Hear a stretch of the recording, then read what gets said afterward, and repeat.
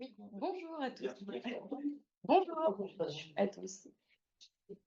Aujourd'hui, je vais vous présenter un article publié à l'European Journal of Vascular and Endovascular Surgery qui s'appelle Short and Mid-Term Outcomes of Percutaneous Deep Venous Arterialization for No Option Chronic Limb Threatening Ischemia, Systemic Review and Meta-Analysis.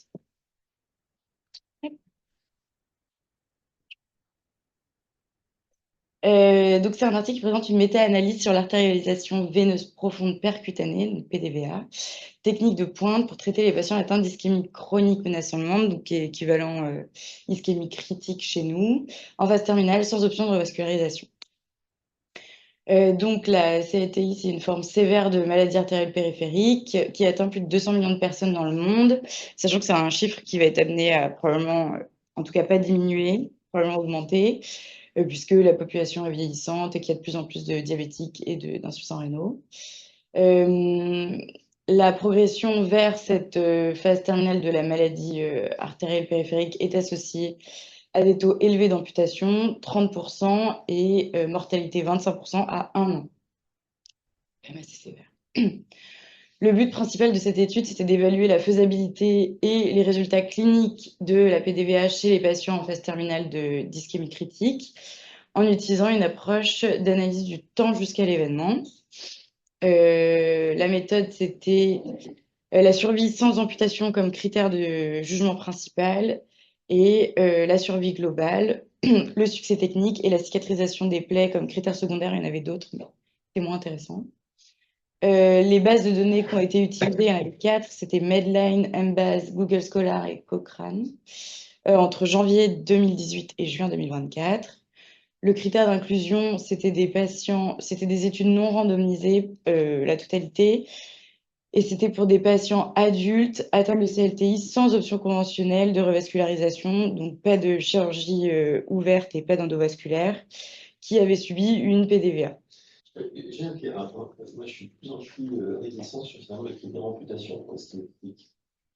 Parce que c'est un critère, je trouve, qui se mesure mal, parce qu'il y a un bon nombre de patients qu'on n'ampute pas, alors qu'ils sont en ischémie dépassée, parce qu'on choisit des soins palliatifs avec des pansements et des pansements des Oui, ça ne veut pas dire que c'est un succès, le fait qu'on les ampute pas. Et le fait qu'on les ampute pas, ça veut pas dire que c'est un succès. On en a plein, et c'est souvent retenu d'ailleurs comme première comme traitement.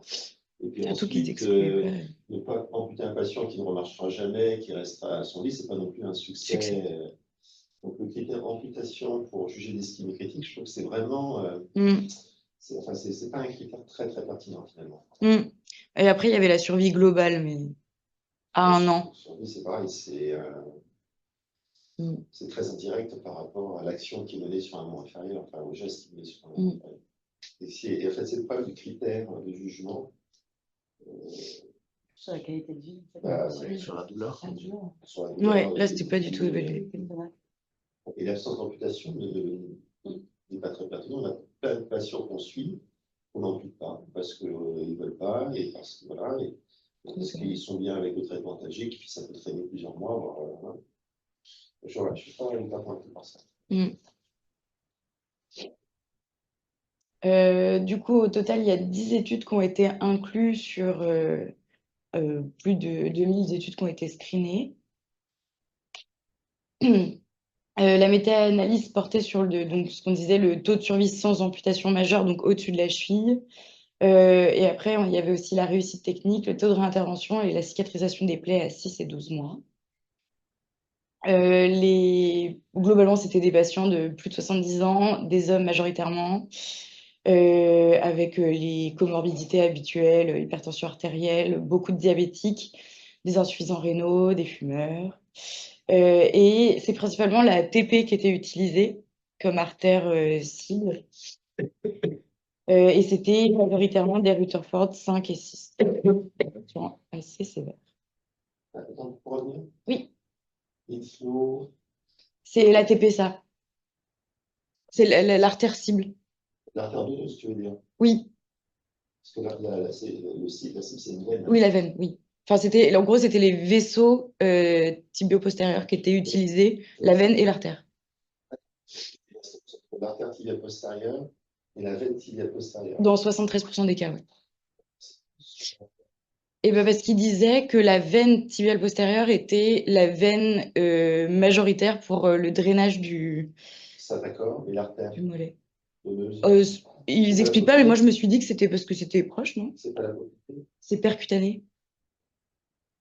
Je me suis dit que c'était pour un souci enfin, de technique, comme elles sont pas longues. Bon, je sais pas. C'était pas expliqué. Les résultats, les tableaux, je les trouvais pas compréhensibles, donc j'ai mis un texte. À 6 mois, la survie sans amputation, c'était 72% des patients. Et à 12 mois, 66%. Le taux de survie global, il était enfin, assez bon. Succès technique, il était très bon. Par contre, il y avait beaucoup de réinterventions. Perméabilité primaire à 6 mois, c'était pas top. Et cicatrisation complète des plaies à 12 mois, c'était quand même quasiment un patient sur deux. Ça, c'était le Kaplan meilleur là, de la survie sans amputation.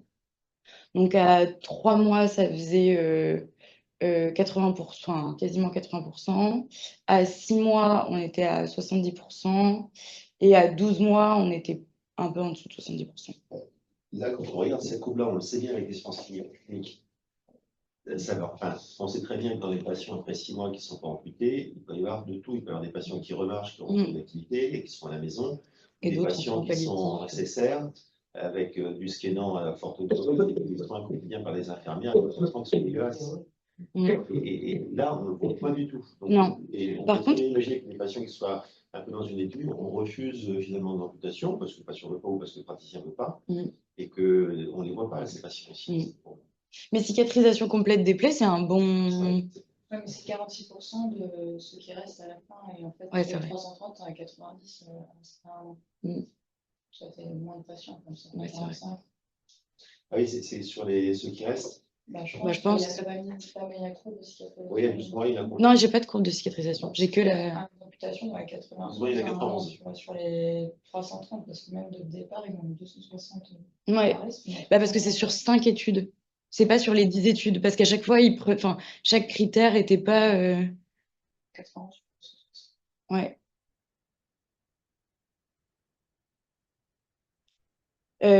Du coup, les avantages, c'est quand même que c'est une technique qui avait un taux élevé de succès, 95% à la fin de l'intervention.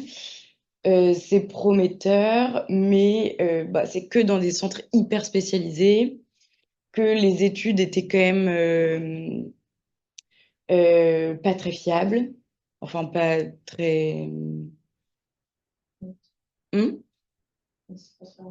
Oui, c'est ça. Il disait, enfin, le taux de fiabilité, il disait quand même modéré à faible, avec un besoin élevé de réintervention.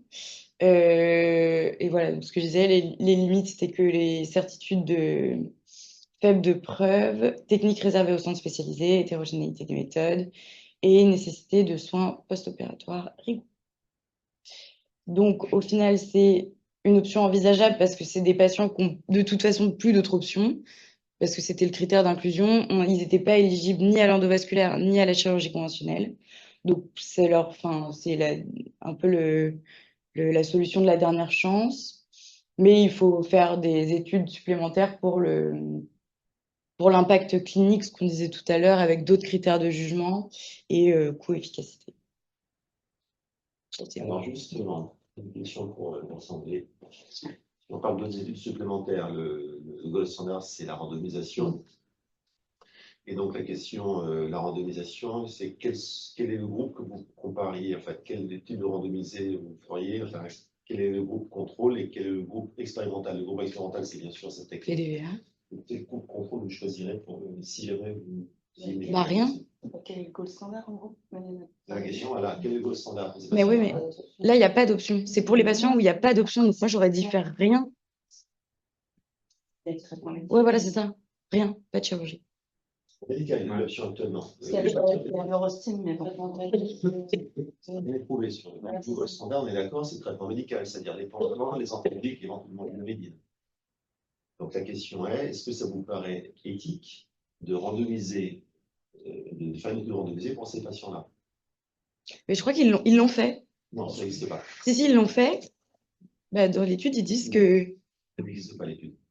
Je sais que c'est éthique, c'est pour les patients qui n'ont pas d'option dans la Ça veut dire que tu consultation. ne fais pas le traitement médical. Tu ne leur donnes pas le code standard. Ah non, moi, mais ce groupe, pour moi, c'est technique plus traitement antalgique, mais sur une ligne. Est-ce Bon, que c'est ça vous antalgique paraît versus. un patient qui est en traitement médical ne pas être provaccinal? Est-ce que ça vous paraît éthique de le randomiser ou est-ce que ça vous paraît pas éthique et il faut lui donner ce traitement-là systématiquement? Ça me paraît plutôt éthique parce que Ouais, l'ilomédine, à ma connaissance, c'est trouvé dans la maladie de Buerger, mais dans l'artériopathie périphérique, non. Donc si c'est de l'athérosclérose, pourquoi pas? Surtout en bien expliqué en fait aux patients, moi, je trouve que c'est pas. En plus, avec, on sait très bien les conséquences de toute façon, dans l'année. Ouais. Je trouve plutôt, enfin, si, dans l'acceptation, je trouve ça plutôt éthique. Parce que pour certains praticiens, ils disent non, c'est pas éthique, on a une technique qui marche, donc il ne faut pas les randomiser. On parle de cette technique-là. Ça n'a pas prouvé tellement une. Ça n'a pas prouvé. Ils disent Alors, Pardon. c'est pas une étude randomisée, Si. c'est parti d'une dinde. Ils disent un essai contrôlé randomisé mené par Terra, machin, en 2015, comprenait un groupe témoin de patients, donc CLTI sans option, avec un traitement placebo, taux de survie sans amputation 84% à 6 mois. Cependant, cette étude semblait inclure des patients présentant une gravité moindre de la maladie artérielle périphérique, illustrée par un âge plus jeune, blablabla. C'est tout. Ouais. Donc c'était PDVA contre placebo, mais C'est quoi placebo? Ça, c'est. Tu piques et- ça- ouais, c'est ça. C'est dans les limites de l'éthique. Bah, ça, oui. Ça, c'est fait. Ah ouais, clairement. Mais par contre, ils l'ont pas inclus dans cette étude-là parce que c'était PDVA, percute et chirurgie. Et là, ils ont mis que des percutes. Juste là, techniquement, ça se passe comment? J'ai pas.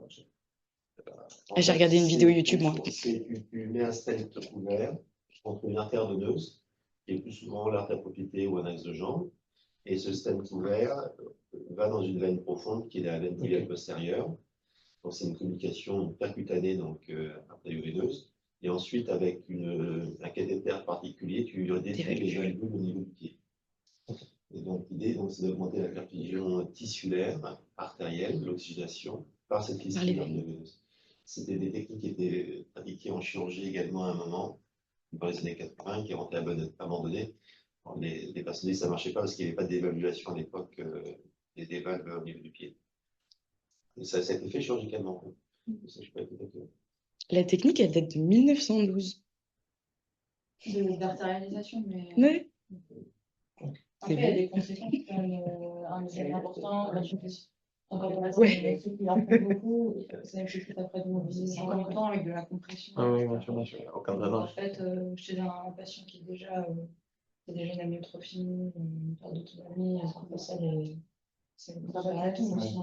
Conceptuellement, c'est bien pensé, mais après, je trouve que la preuve de concept, enfin, la preuve, on ne l'a pas encore. Car, tant qu'on ne sera pas confronté à cette étude, on compare le gold standard qui est le traitement médical avec les antalgiques, plus ou moins les devenus, éventuellement, versus cette technique-là, on n'a pas la preuve. Okay. Après, TATP, ça suppose que tu as un ligne artérielle qui est correct jusqu'à un certain niveau. Oui, eux, ils disaient que c'était pour les pieds des airs. C'est pour ceux qui n'ont pas d'arche plantaire. Ouais, c'est ça. Il faut effectivement il y a des mesures correctes. Ouais. Donc ça limite aussi.